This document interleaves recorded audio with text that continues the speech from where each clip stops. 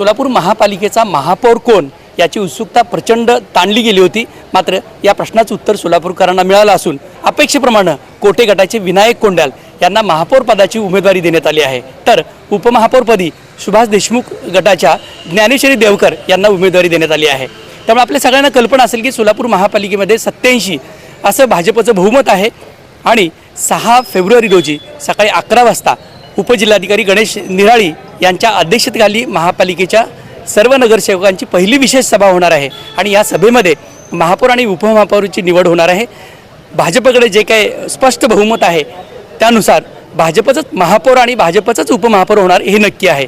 भाजपनं आज महापौर पदासाठी विनायक कोंडाल यांना उमेदवारी दिली, तसेच उपमहापौर पदासाठी ज्ञानेश्वरी देवकर यांना उमेदवारी दिली।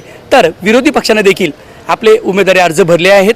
शिवसेनेचे 4 नगरसेवक आहेत शिंदे सेनेचे, तरीही त्यांनी महापौर आणि उपमहापौर पदासाठी प्रियदर्शन साठे यांची उमेदवारी दाखल केलेली आहे। तर MIM पक्षाकडून तौफिक हत्तुरे यांनी आणि आसिफ शेख यांनी उमेदवारी अर्ज दाखल केलेला आहे। त्यामुळे आपल्या सगळ्यांना कल्पना असेल 6 फेब्रुवारी रोजी होणाऱ्या महापालिकेच्या सर्वसाधारण सभेत महापौर आणि उपमहापौर निवडीवर शिक्कामोर्तब होणार आहे।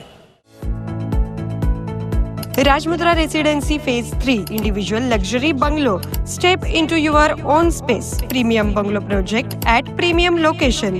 Rajmudra Residency Phase 3 Balasaheb Thackeray चौक near CNS Hospital, Degaon Mangalvedha road, Laxmipeth, Solapur. Talk to us on 7066942570 or 8855055533. Enjoy luxury living space.